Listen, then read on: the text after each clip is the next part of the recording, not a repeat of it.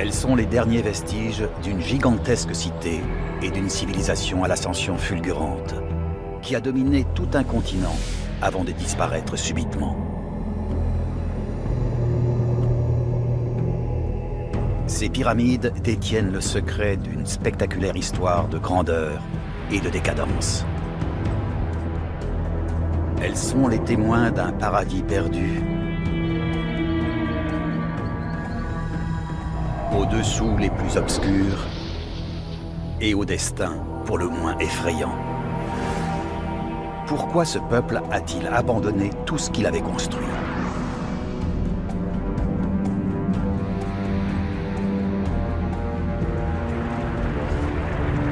Après des siècles de silence, les pyramides de Téotihuacan ont décidé de raconter leur histoire.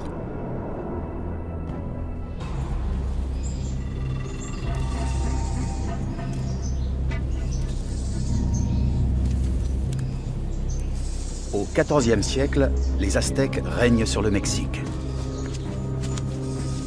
C'est un peuple impitoyable qui chasse les hommes afin de les offrir en sacrifice aux divinités.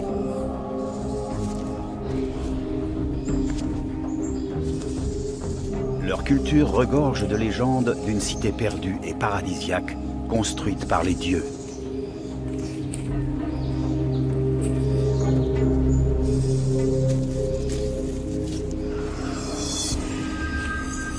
Un jour, le mythe devient réalité.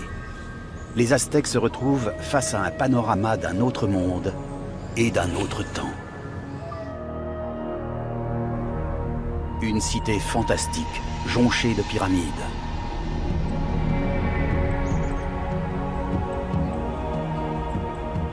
La ville en ruine est si colossale que les Aztèques la considèrent vite comme l'endroit le plus sacré de l'univers. Ils la nomment Téotihuacan, le lieu où les hommes deviennent des dieux.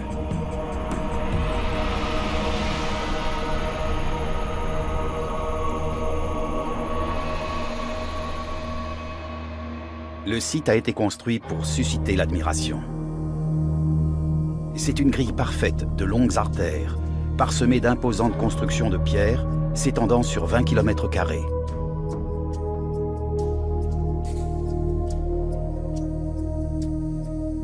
Les Aztèques ont baptisé la large voie centrale l'Allée des Morts. Et les deux plus grandes pyramides ont reçu des noms de corps célestes. La pyramide du Soleil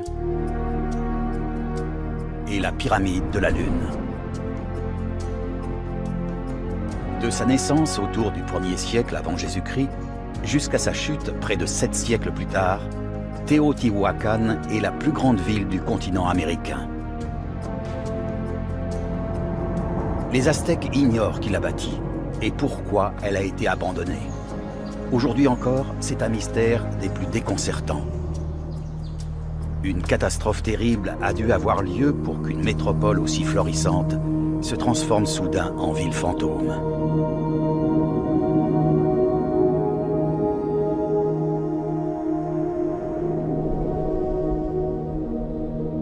Les plus grands bâtisseurs de pyramides de l'Antiquité se sont évanouis. Que ce soit en Afrique, en Asie, en Europe ou aux Amériques. Nous savons pourquoi la plupart des pyramides ont été construites. Elles servaient de monuments funéraires pour les souverains ou d'autels pour les rituels et les prières. Mais Téotihuacan demeure une énigme. Et la finalité de ces pyramides semble s'être perdue dans le temps. Ces bâtisseurs n'ont laissé que très peu d'indices derrière eux. Nous ne connaissons ni leur nom, ni la langue qu'ils parlaient, ni même encore l'endroit où les chefs sont enterrés. Ils n'ont laissé aucun livre, aucune preuve écrite de leur passage.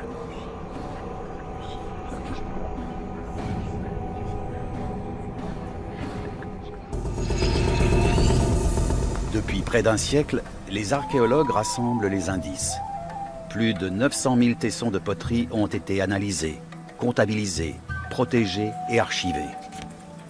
Les significations de nombre de vestiges sont l'objet de débats.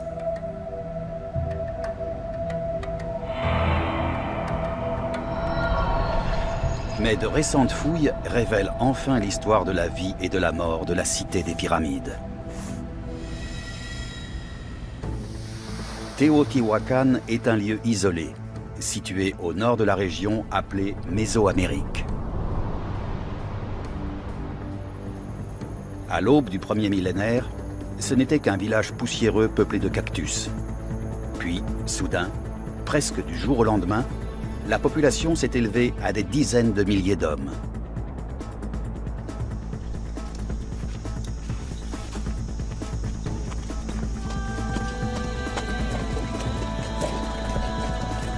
Comment ce petit coin perdu est-il devenu la plus grande ville du continent américain? L'une des hypothèses avance que les habitants fuyaient les foudres divines.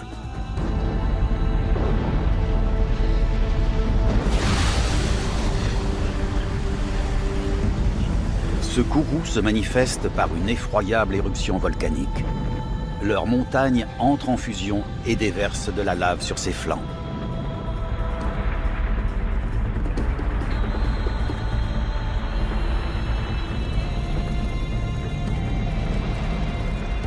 Des villages entiers sont ensevelis, les rivières sont endiguées et les champs sont détruits. Une véritable apocalypse, manifestation de la colère des dieux.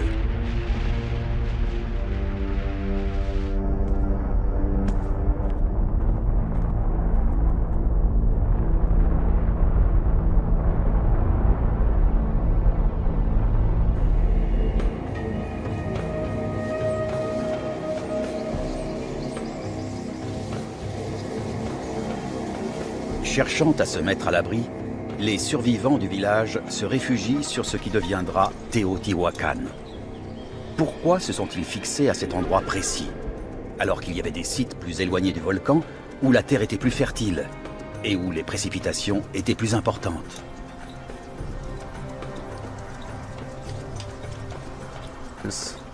C'est l'une des pièces manquantes du puzzle. Si ces gens essayaient effectivement d'échapper au volcan, ils auraient pu se disperser dans d'autres vallées de la région. Ils auraient pu aller plus au nord et créer plusieurs villages épars. Mais ils ne l'ont pas fait. Et pendant des générations, ils ont mis un point d'honneur à rester tous ensemble sur ce lot de terre.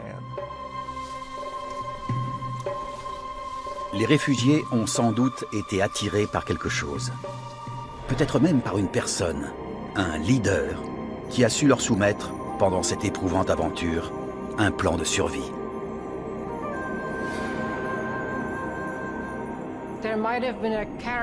Il y a peut-être eu un meneur charismatique qui a organisé cette population de réfugiés, qui les a convaincus de créer un nouvel ordre, une nouvelle harmonie avec l'univers.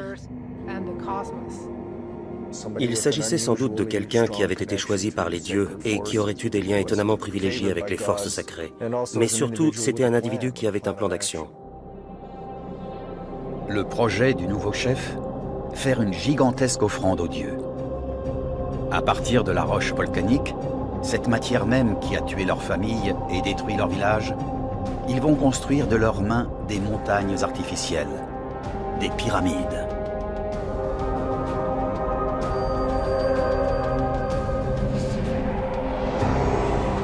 Le leader leur propose alors un marché très simple.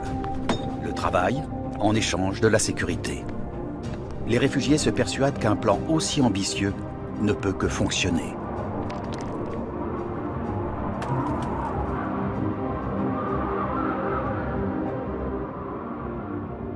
Dès lors, la construction peut commencer. Une cité et une nouvelle façon de vivre sont en train de voir le jour. Les pyramides s'élèvent dans une ère nouvelle, une ère d'ordre et d'espoir.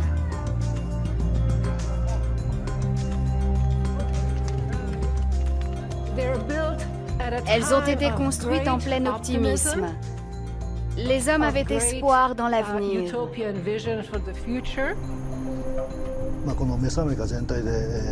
C'était l'une des plus grandes cités de la Mésoamérique. Elle est vite devenue un centre de pèlerinage et un lieu saint.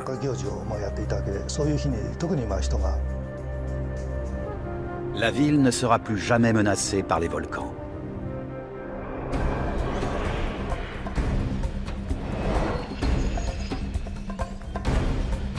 Les vestiges que l'on peut admirer aujourd'hui ne sont rien à côté de la glorieuse cité qu'était alors Teotihuacan.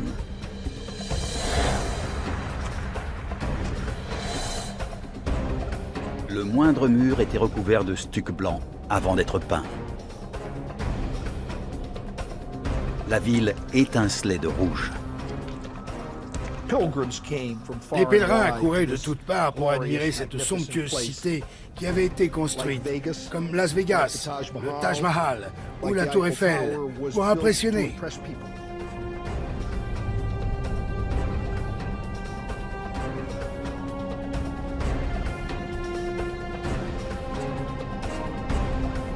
Elles sont le témoignage de la première superpuissance des Amériques.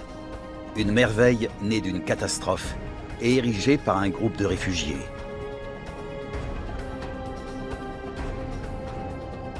Pendant des siècles, des milliers de gens viendront vivre à l'abri de ces pyramides, jusqu'au jour où un autre désastre détruira leurs rêves. Et c'est à l'intérieur même de ces structures qu'il faut chercher l'origine de cette tragédie.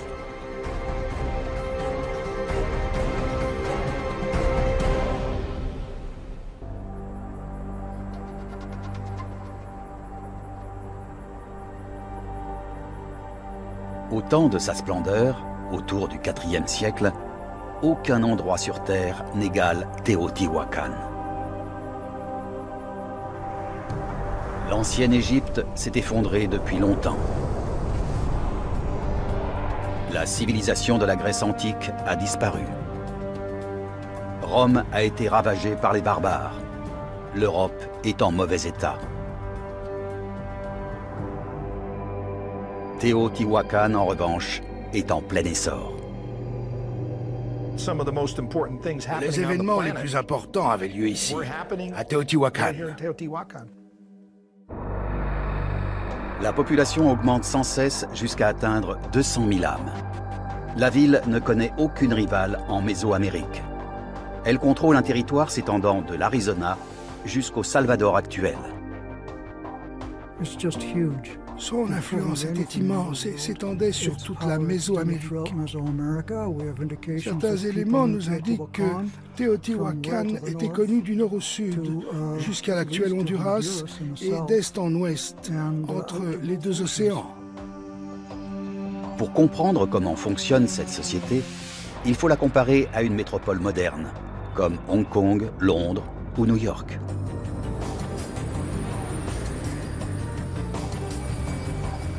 De nos jours, les hommes affluent dans ces importants centres culturels et commerciaux afin d'y vivre à l'ombre des gratte-ciel. À Teotihuacan, on assiste au même exode. Les gens accourent de partout en Mésoamérique pour s'installer dans la cité préhispanique. Nos gratte-ciel sont les pyramides des temps modernes. Elles représentent le pouvoir et la domination. Mais pour construire de telles structures, il faut plus que de l'ambition. Cela requiert avant tout de la connaissance et du savoir-faire.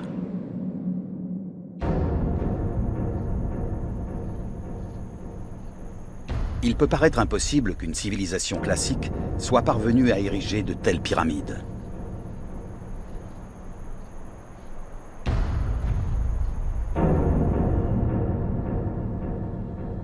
Elle ne dispose en effet d'aucun outil métallique, d'aucune bête de trait, et ne connaît pas la roue.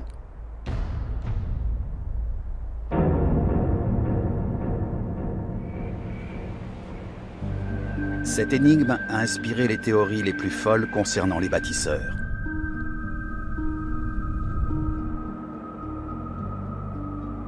On a parlé des Égyptiens, des tribus perdues d'Israël, des Phéniciens et même des extraterrestres.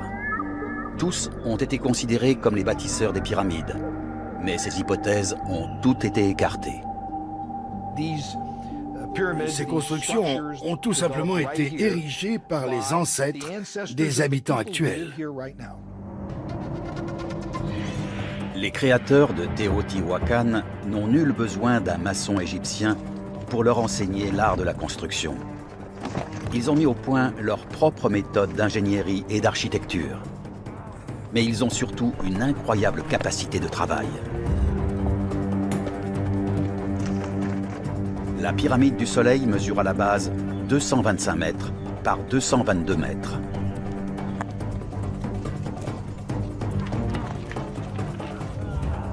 Les travailleurs creusent la terre, laissant derrière eux un paysage jonché de fosses. Ils extraient 13 km² de terre pour couvrir l'intérieur des pyramides. Depuis la carrière, ils transportent les pierres en les traînant sur des kilomètres.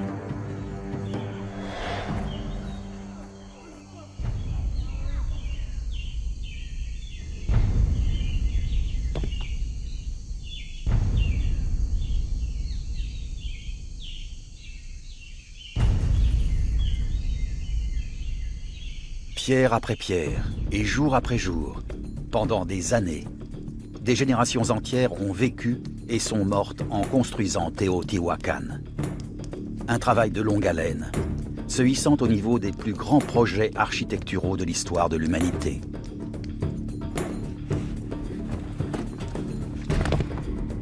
De plus, cette main-d'œuvre effectue ce dur labeur de son plein gré. Il n'y a en effet aucune trace d'esclavage. Il est extrêmement difficile de faire effectuer un travail de force. Ils n'avaient ni grande armée ni police. Ils n'avaient à leur disposition que la force de persuasion et s'en sont servis.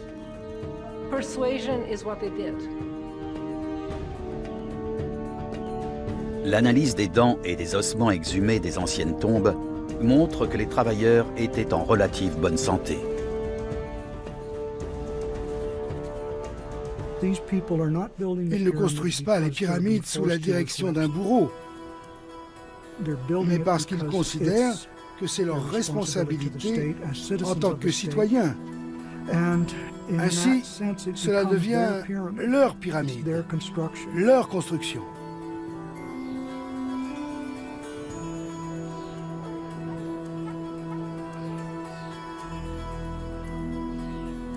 Il ne s'agit donc pas d'une société esclavagiste. Pourtant, quelqu'un a dû les gouverner. Ont-ils à leur tête un roi, un empereur, un gouvernement? Personne ne peut l'affirmer avec certitude. Aucune preuve n'a été apportée sur la présence d'un souverain à Teotihuacan. On ne sait pas où ils vivaient, ni où ils ont été enterrés.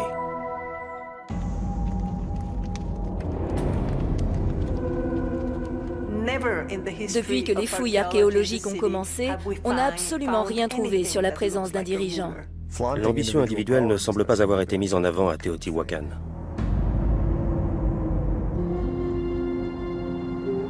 Nombreuses sont les civilisations de l'histoire qui ont honoré leurs souverains. Les pyramides d'Égypte sont des monuments funéraires pour les pharaons. Les règnes des rois mayas sont gravés sur des sculptures de pierre. Les empereurs de Rome étaient hissés au rang de divinité. De nos jours encore, partout dans le monde, de gigantesques monuments sont érigés en l'honneur de ceux qui nous gouvernent.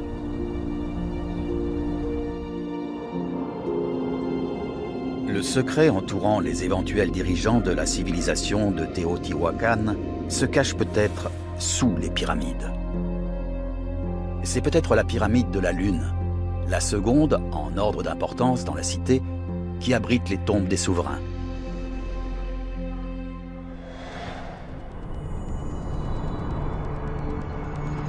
L'archéologue Saburo Sugiyama conduit les fouilles.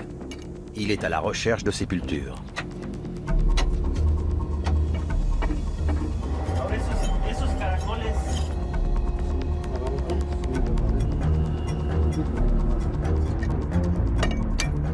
C'est un travail dangereux, car les tunnels risquent de s'effondrer à tout moment.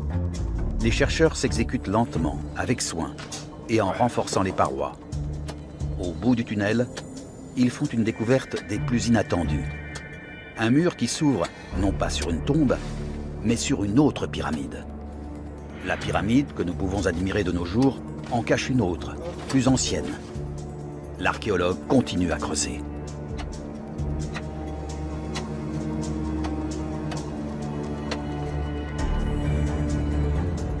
Au fur et à mesure de ses recherches, il fait des découvertes de plus en plus étonnantes.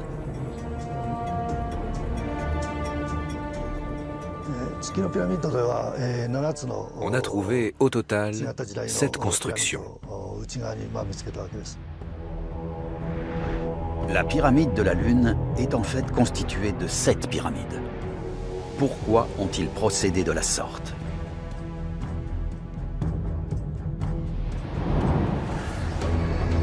Le docteur Sugiyama pense que les pyramides étaient alors le symbole de la richesse et de la puissance. Au fur et à mesure de l'essor de Teotihuacan, les habitants décidaient de construire toujours plus grand. Le message de ces structures géantes est parfaitement clair. Cette terre est la nôtre. Nous détenons le pouvoir absolu et nous pouvons construire aussi grand que les dieux.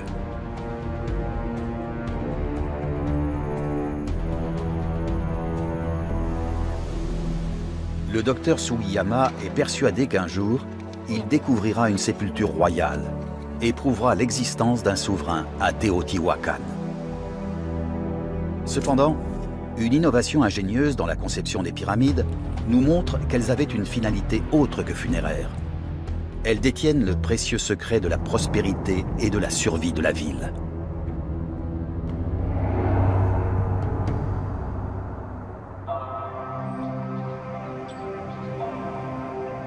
Sous la pyramide du Soleil se trouve une grotte qui s'enfonce à 103 mètres dans le cœur de la structure.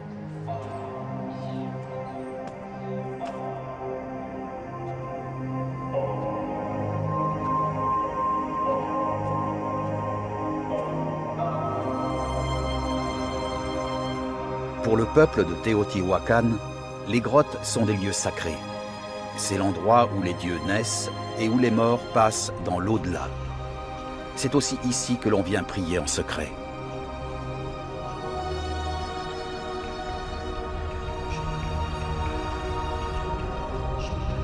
Cette grotte naturelle devait être si sacrée que la pyramide du Soleil a sans doute été construite pour la protéger.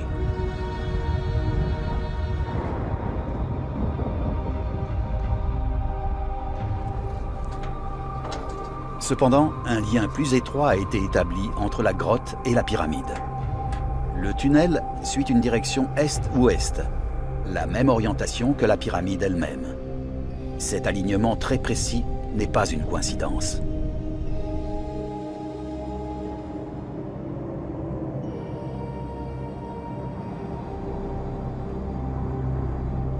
L'avant de la pyramide pointe, telle une flèche géante, vers un lieu à l'horizon. Une fois par an, à cet endroit précis, une constellation appelée les 7 Sœurs apparaît dans le ciel. Cet événement signale le moment idéal pour les semences. Un signal important car une bonne récolte signifiait la prospérité. Une mauvaise moisson, en revanche, pouvait provoquer la famine.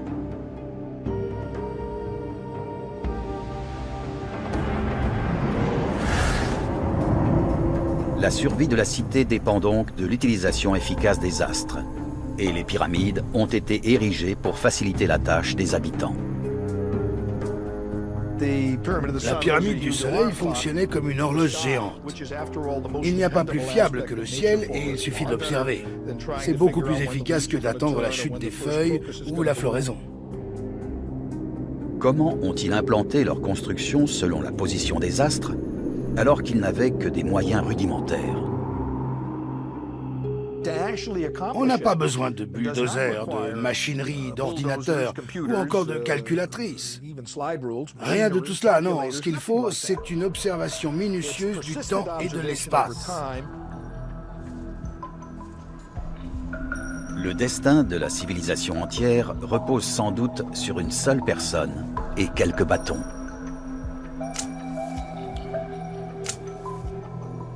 C'est aussi simple que de viser en regardant dans la mire d'un fusil. L'astronome a sans doute aligné 2 bâtons avec le soleil couchant ou les étoiles pour créer une ligne droite qui est devenue l'axe central de la pyramide.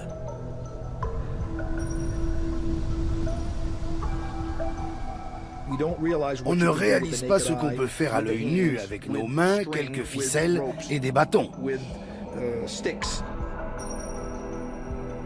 Cette méthode simple leur permet d'implanter toute la ville selon le parcours du Soleil et des étoiles. Selon certains scientifiques, c'est une stratégie calculée. Ils veulent élever une cité connectée avec le cosmos. Pendant près de 7 siècles, la cité ne s'est jamais écartée de son dessein secret.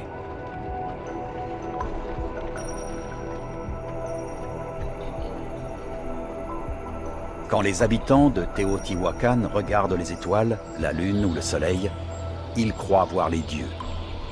La cité vit en parfaite harmonie avec le trajet quotidien des divinités, assurant ainsi la bonne fortune de la région. Cette bonne fortune va durer des siècles.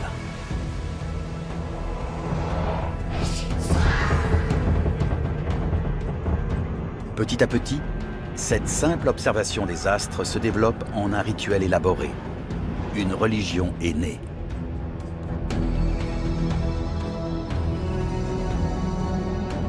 Dans les temples situés au sommet des pyramides, les religieux prient en implorant la pluie et la fertilité.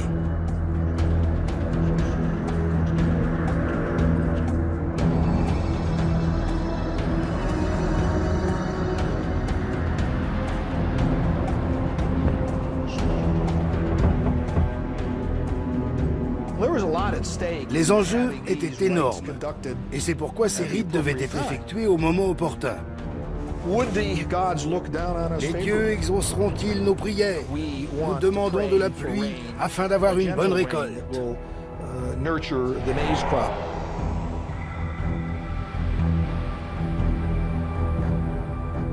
Les religieux éparpillent des graines et de l'eau en offrande aux dieux.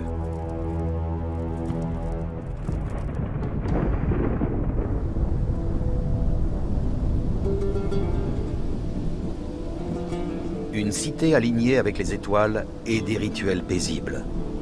Ces éléments semblent décrire une société visant à l'harmonie et à la paix. Si tel est effectivement le cas, la civilisation de Teotihuacan est à l'opposé de celles qui ont suivi. Les Aztèques et les Mayas vénéraient des dieux avides de sang, qui demandaient plus que de simples graines et de l'eau. Ils voulaient de la chair humaine. Est-il possible que Teotihuacan ait été si différente?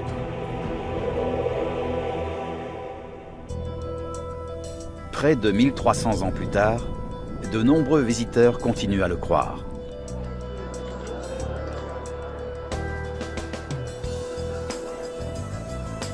À l'équinoxe du printemps, des visiteurs du monde entier se rendent sur les pyramides pour vénérer le soleil levant. Nombreux sont ceux qui croient au pouvoir de guérison de ces monuments.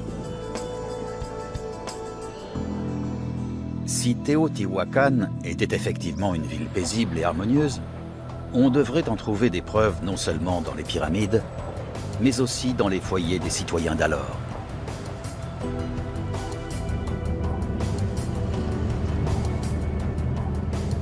Les archéologues Ian Robertson et Luis Barba recherchent les anciennes maisons des habitants ordinaires de Teotihuacan. C'est une tâche difficile, car la plupart des habitations sont toujours sous terre. 5 villes modernes ont été construites sur les ruines de l'ancienne cité. C'est un dédale de petites rues dans lesquelles il est difficile de s'orienter.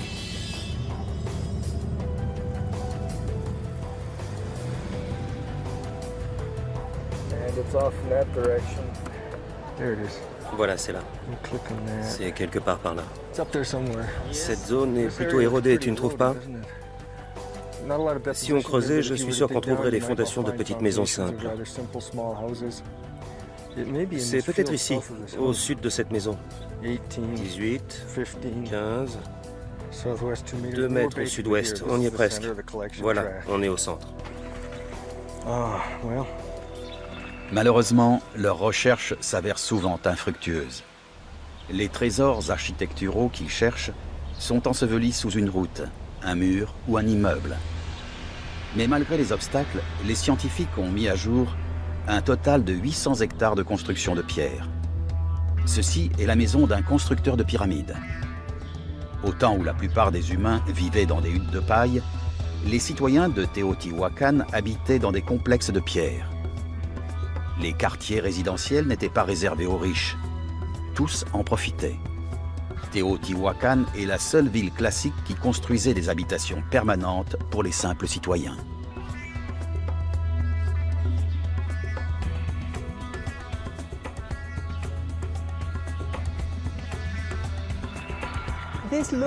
Ceci ressemble à la cuisine d'une famille simple. La chambre se trouvait sans doute ici. Quant à cette pièce, nous ne savons pas à quoi elle pouvait servir. Les indices trouvés dans ces maisons soutiennent l'idée que la cité glorifiait la paix et non pas la guerre.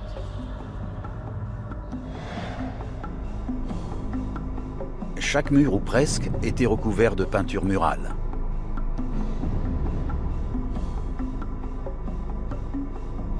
Il ne reste que peu de fragments, mais ils sont très révélateurs. Il s'agit d'une personne habillée en jaguar qui porte une coiffe avec des plumes, très jolie d'ailleurs. Elle est agenouillée et a un instrument dans la main qu'elle agite comme cela. Cette personne se dirige vers un temple qui est représenté ici par ce bâtiment bariolé et décoré de plumes.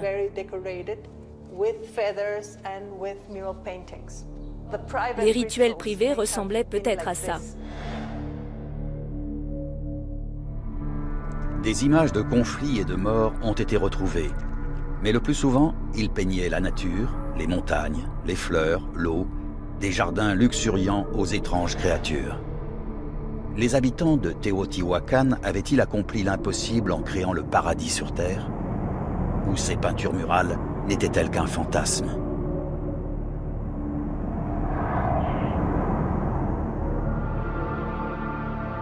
La véritable nature de Teotihuacan va nous être révélée par des ossements retrouvés sur le site.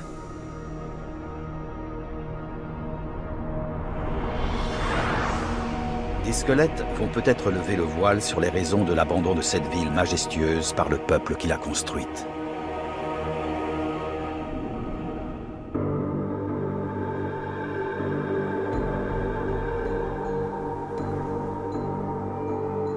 Car au plus profond de la cité des pyramides se cache un Teotihuacan bien différent. La civilisation n'était peut-être pas, après tout, moins sanguinaire que les Mayas ou les Aztèques. Elle a, elle aussi, un passé sombre et sanglant.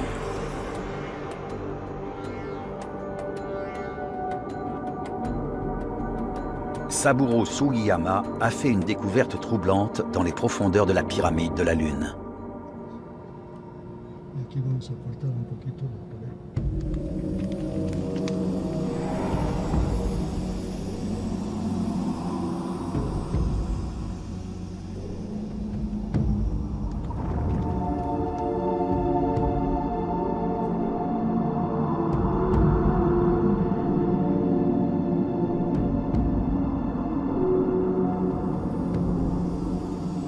Des ossements humains éparpillés en désordre et recouverts de poussière.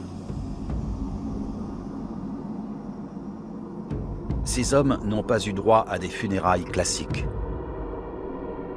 Ils ont été décapités et leurs bras attachés dans le dos.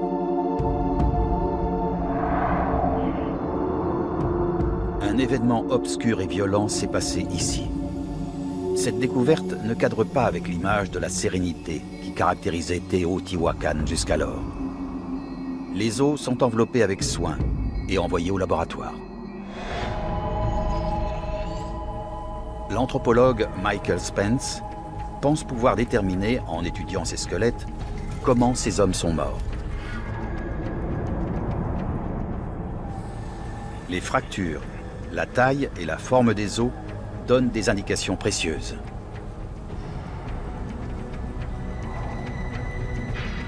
Mais ils sont en mauvais état. Contrairement aux Égyptiens, les Teotihuacanos ne momifiaient pas les cadavres. Les squelettes sont pratiquement réduits en poussière. Par chance, certains sont restés intacts.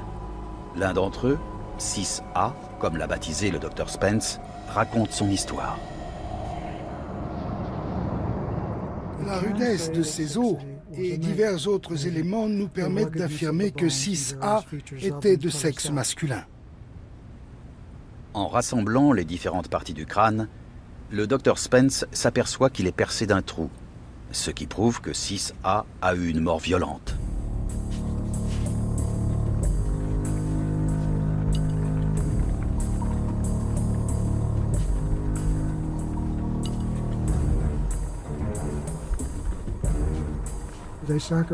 Il a été attaché et frappé au moins 2 fois en guise de sacrifice.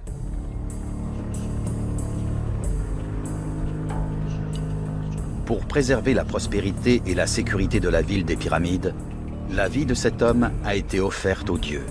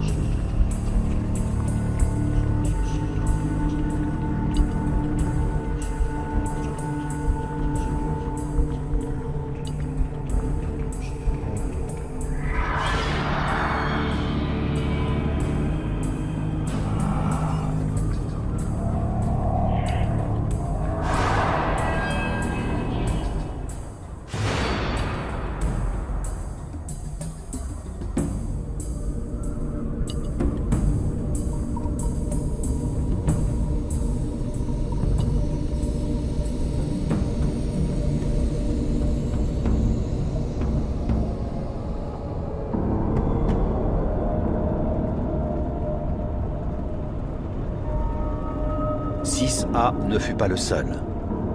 Des douzaines de victimes ont ainsi été retrouvées. Teotihuacan n'était donc pas une terre paradisiaque où régnait la paix et l'harmonie. Son succès avait un prix, et la monnaie d'échange était le sang humain.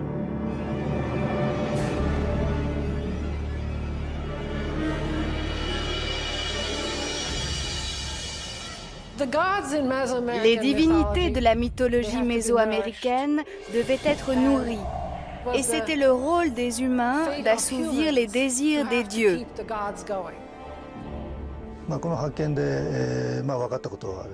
Cette découverte a prouvé que Teotihuacan n'était pas la ville paisible que nous avions cru qu'elle était. On sait maintenant qu'elle a connu de nombreuses guerres. Les gens qu'on sacrifiait étaient des prisonniers capturés lors de batailles. Les habitants apaisaient leurs dieux avec le sang des vaincus. La couleur rouge de la ville prend désormais une toute autre signification. Ces sacrifices semblent porter leurs fruits. La cité prospère pendant des centaines d'années. Mais alors qu'elle est à son apogée, quelque chose tourne mal. Le sang ne suffit plus et les dieux trahissent leurs adeptes. Tout ce qu'elle est devenue va être détruit à tout jamais. Comment est-ce arrivé? Qu'est-ce qui a tué Teotihuacan?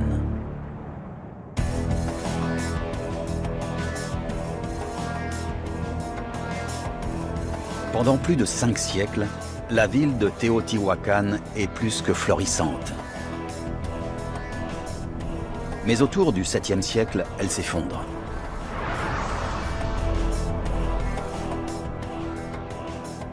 Le centre cérémoniel de la ville est abandonné pour des raisons mystérieuses qui hantent aujourd'hui encore les nombreux visiteurs.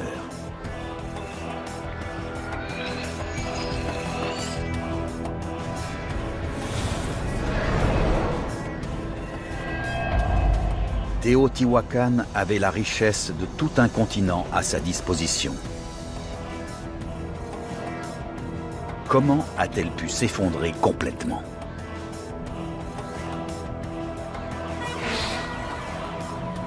C'est comme si New York était tout à coup vidée de ses citoyens et abandonnée, ne laissant derrière elle que le mythe d'une mégapole vibrante et trépidante.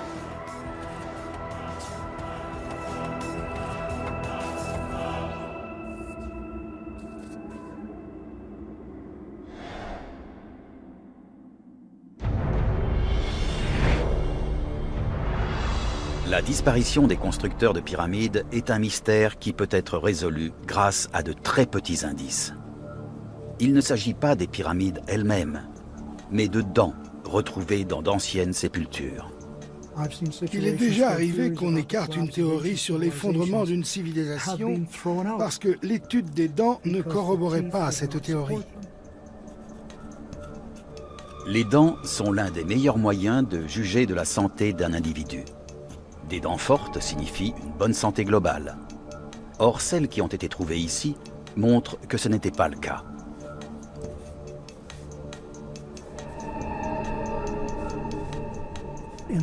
Dans les dernières années, la santé des habitants avait décliné.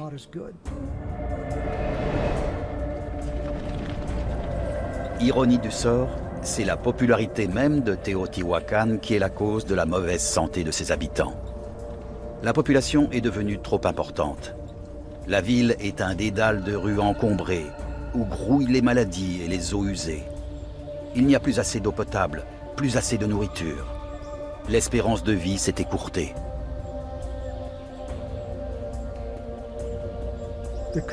Il y a plusieurs raisons possibles.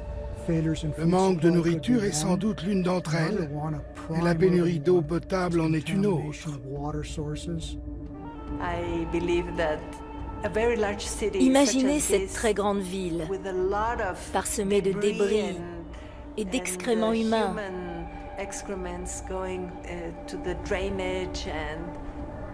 Ce n'était pas très hygiénique. Les pyramides sont victimes de leur succès. Des tensions se font sentir. La ville atteint sa capacité maximum.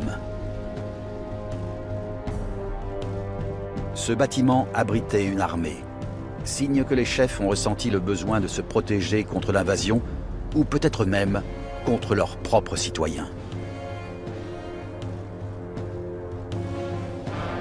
La cohabitation entre les riches et les pauvres se fait difficile. L'artère centrale, l'allée des morts, est désormais interdite aux petites gens. L'allée des morts était réservée à l'élite de Teotihuacan. Puis, une catastrophe ultime, que ni les sacrifices, ni l'alignement soigné avec les étoiles ne peuvent éviter. La sécheresse. Le besoin de pluie devient urgent. Les religieux vont jusqu'à tuer des nouveau-nés, croyant que les larmes des bébés apporteront la pluie. Les habitants se sont sans doute demandé « Mais pourquoi les dieux nous abandonnent-ils » À mon avis, les gens ont dû se dire que les religieux ne faisaient pas leur travail. Les chercheurs ont d'abord cru que la ville s'était effondrée suite à une invasion et qu'elle avait été anéantie. Mais il n'existait à l'époque aucune puissance assez forte pour envahir cette ville, aussi affaiblie soit-elle. Teotihuacan s'est sans doute détruite toute seule. Née de la peur d'un volcan, la cité mourra par le feu. Près de 13 siècles plus tard, les traces d'incendie sont toujours visibles sur les murs des temples.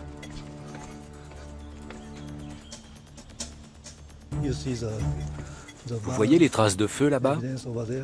Les flammes étaient tellement puissantes qu'elles ont noirci la pierre.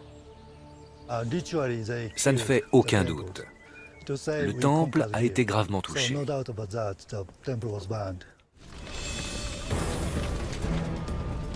Peut-être le feu s'est-il déclenché accidentellement en pleine nuit, lors d'un rituel sacré, d'un sacrifice ou d'une prière pour de la pluie ou de la nourriture. L'une des théories affirme que les résidents de la ville se sont révoltés et ont brûlé les pyramides, symbole de leur gloire passée et de leur infortune présente.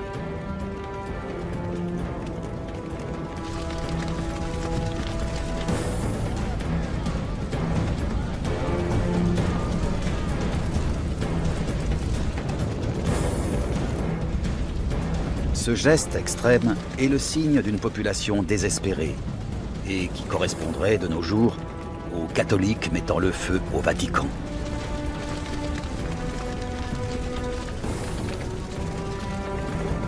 Des traces d'incendie ont été trouvées dans les 2000 maisons d'habitation.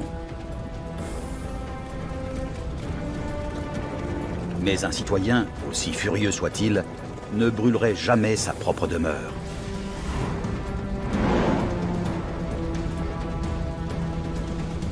Une autre hypothèse, plus étrange et plus terrifiante, a été avancée. Les chercheurs ont trouvé des restes de planches de bois empilées dans les ruines des temples, qui montrent qu'un immense bûcher avait été installé. Or, ce n'est pas le genre d'acte qu'on a le temps d'effectuer lors d'un soulèvement. Ces incendies ont été prémédités. Le coupable est peut-être la plus haute personnalité du clergé, celui-là même qui veillait au désir des dieux.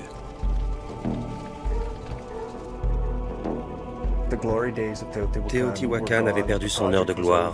Le projet était terminé, le système ne fonctionnait plus. Il fallait en finir avec le siège du pouvoir et le paysage sacré de l'allée des morts. Ils mettent le feu aux temples pyramidaux. Ils ont brisé les sculptures de leurs dieux. Les religieux coupent pour toujours les liens sacrés entre la ville et le ciel. Tel un volcan en fusion, les pyramides envoient par leurs flammes un dernier message aux dieux. Teotihuacan est morte.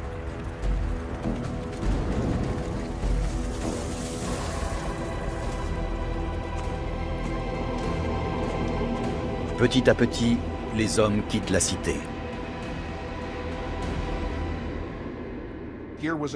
Cette culture a dominé les Amériques pendant près d'un millénaire et tout à coup, elle disparaît.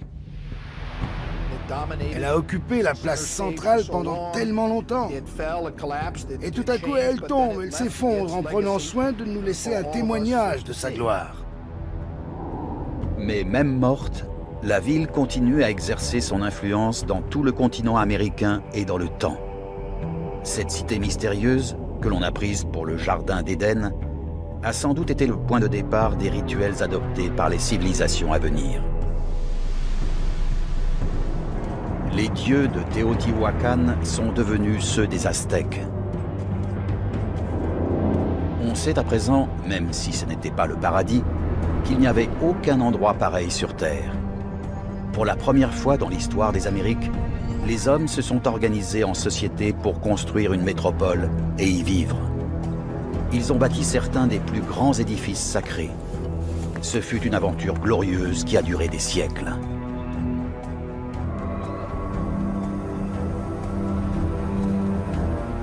Une ville qui aspirait à l'harmonie et à l'ordre. C'est ce qu'ils voulaient. C'est pour cela qu'ils priaient.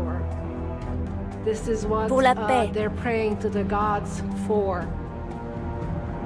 C'est vrai, ils avaient des martyrs. Et oui, ils ont connu la guerre. Mais ce n'était pas leur idéologie. On ignore toujours comment ils s'appelaient, quelle langue ils parlaient, et l'endroit où sont enterrés leurs souverains. Il ne reste que des pierres, des millions de pierres formant des monuments colossaux. Souvenirs d'une ville et d'une civilisation qui se sont évanouies dans le temps.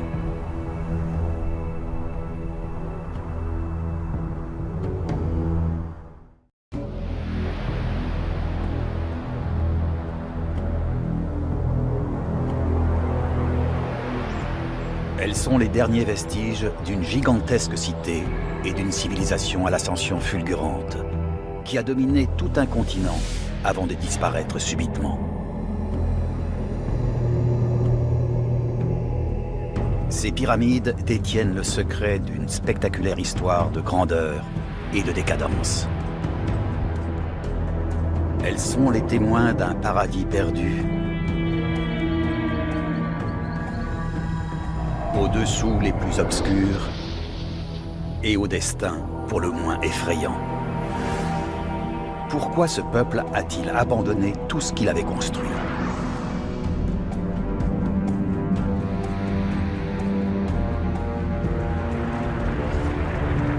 Après des siècles de silence, les pyramides de Téotihuacan ont décidé de raconter leur histoire.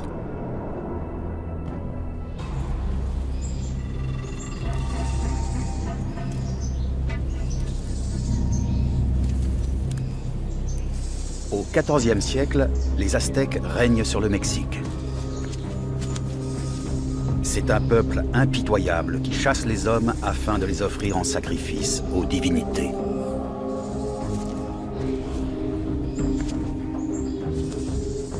Leur culture regorge de légendes d'une cité perdue et paradisiaque construite par les dieux.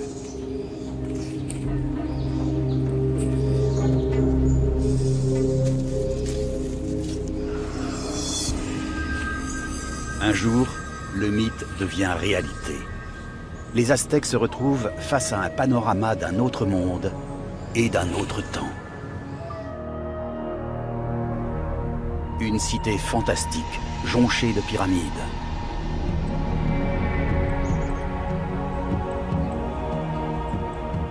La ville en ruine est si colossale que les Aztèques la considèrent vite comme l'endroit le plus sacré de l'univers. Ils la nomment Téotihuacan, le lieu où les hommes deviennent des dieux.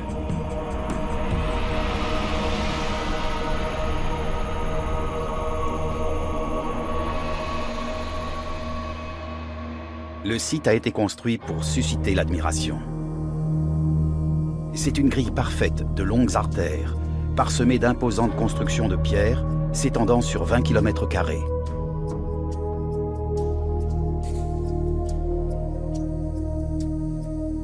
Les Aztèques ont baptisé la large voie centrale l'Allée des Morts. Et les deux plus grandes pyramides ont reçu des noms de corps célestes. La pyramide du Soleil et la pyramide de la Lune. De sa naissance autour du 1er siècle avant Jésus-Christ jusqu'à sa chute près de 7 siècles plus tard, Téotihuacan est la plus grande ville du continent américain.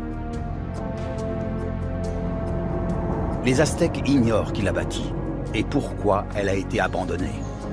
Aujourd'hui encore, c'est un mystère des plus déconcertants. Une catastrophe terrible a dû avoir lieu pour qu'une métropole aussi florissante se transforme soudain en ville fantôme.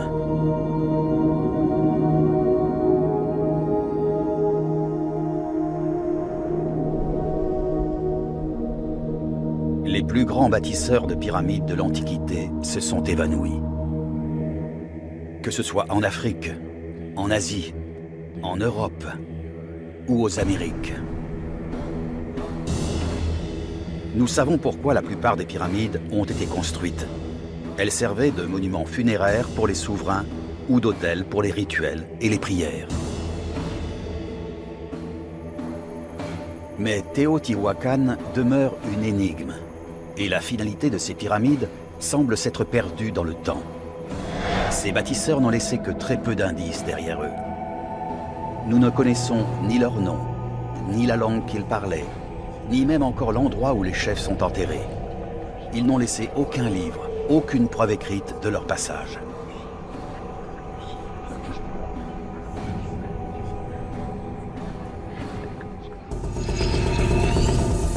Depuis près d'un siècle, les archéologues rassemblent les indices.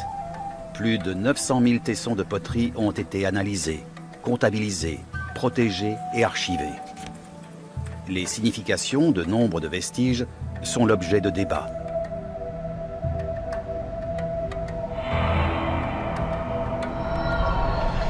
Mais de récentes fouilles révèlent enfin l'histoire de la vie et de la mort de la cité des pyramides.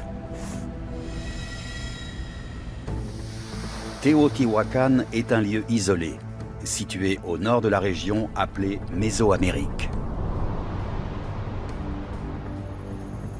À l'aube du premier millénaire, ce n'était qu'un village poussiéreux peuplé de cactus.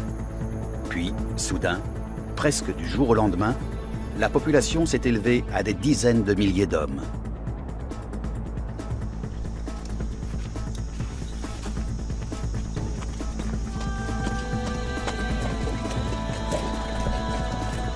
Comment ce petit coin perdu est-il devenu la plus grande ville du continent américain?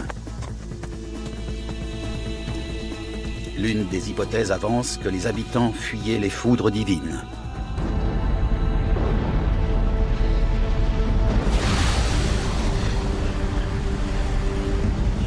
Ce courroux se manifeste par une effroyable éruption volcanique. Leur montagne entre en fusion et déverse de la lave sur ses flancs.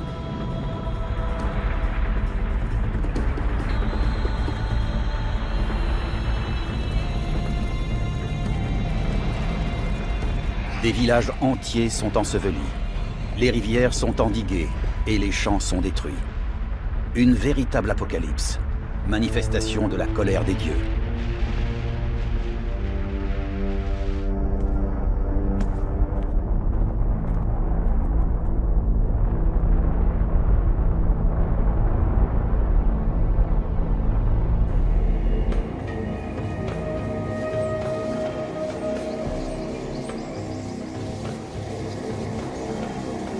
Cherchant à se mettre à l'abri, les survivants du village se réfugient sur ce qui deviendra Teotihuacan.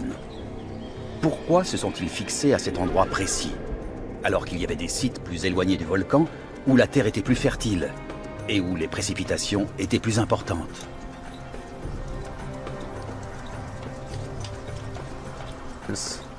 C'est l'une des pièces manquantes du puzzle. Si ces gens essayaient effectivement d'échapper au volcan, ils auraient pu se disperser dans d'autres vallées de la région. Ils auraient pu aller plus au nord et créer plusieurs villages épars. Mais ils ne l'ont pas fait. Et pendant des générations, ils ont mis un point d'honneur à rester tous ensemble sur ce lot de terre. Les réfugiés ont sans doute été attirés par quelque chose. Peut-être même par une personne. Un leader qui a su leur soumettre, pendant cette éprouvante aventure, un plan de survie.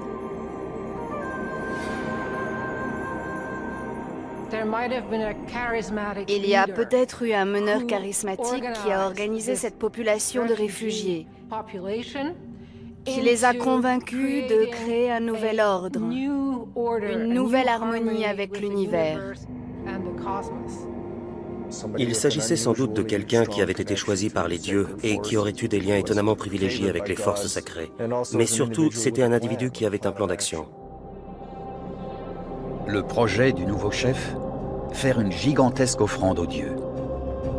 À partir de la roche volcanique, cette matière même qui a tué leur famille et détruit leur village, ils vont construire de leurs mains des montagnes artificielles, des pyramides.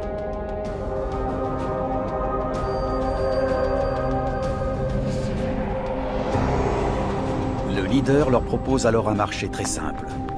Le travail en échange de la sécurité. Les réfugiés se persuadent qu'un plan aussi ambitieux ne peut que fonctionner.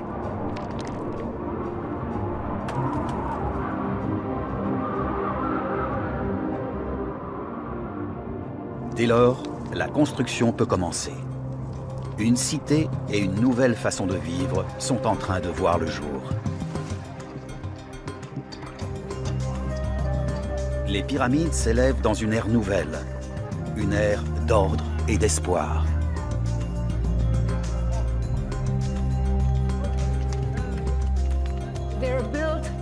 Elles ont été construites en plein optimisme.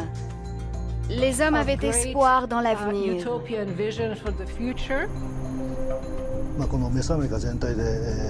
C'était l'une des plus grandes cités de la Mésoamérique.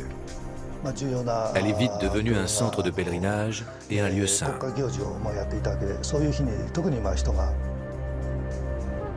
La ville ne sera plus jamais menacée par les volcans.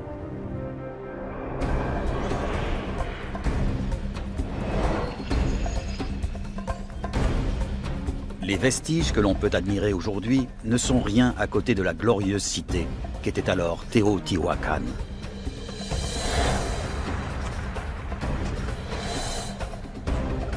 Le moindre mur était recouvert de stuc blanc avant d'être peint. La ville étincelait de rouge. Les pèlerins accouraient de toutes parts pour admirer cette somptueuse cité qui avait été construite, comme Las Vegas, le Taj Mahal ou la Tour Eiffel, pour impressionner.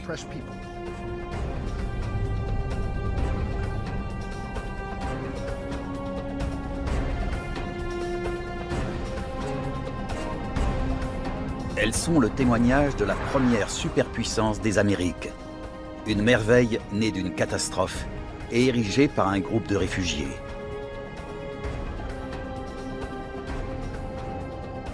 Pendant des siècles, des milliers de gens viendront vivre à l'abri de ces pyramides, jusqu'au jour où un autre désastre détruira leurs rêves. Et c'est à l'intérieur même de ces structures qu'il faut chercher l'origine de cette tragédie.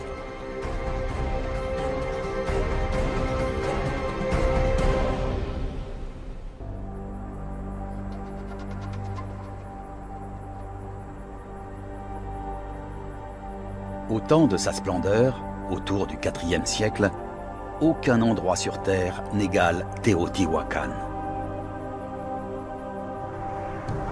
L'ancienne Égypte s'est effondrée depuis longtemps. La civilisation de la Grèce antique a disparu. Rome a été ravagée par les barbares. L'Europe est en mauvais état.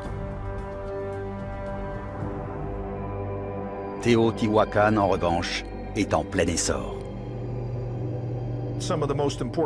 Les événements les plus importants avaient lieu ici, à Teotihuacan.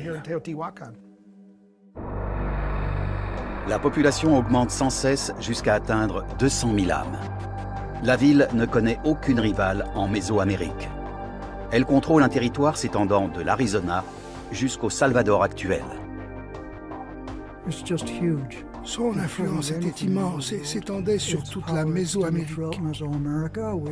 Certains éléments nous indiquent que Teotihuacan était connu du nord au sud, jusqu'à l'actuel Honduras et d'est en ouest, entre les deux océans. Pour comprendre comment fonctionne cette société, il faut la comparer à une métropole moderne, comme Hong Kong, Londres ou New York.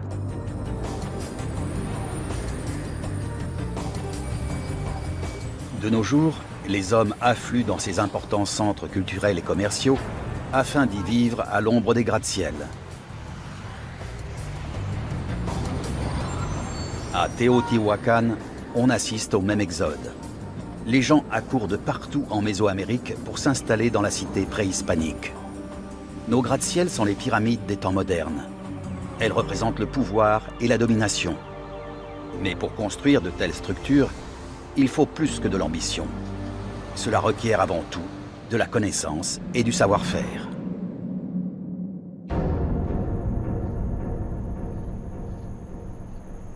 Il peut paraître impossible qu'une civilisation classique soit parvenue à ériger de telles pyramides.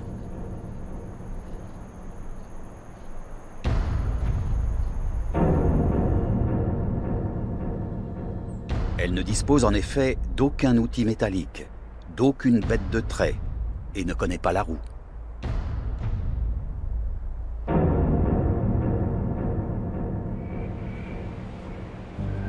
Cette énigme a inspiré les théories les plus folles concernant les bâtisseurs.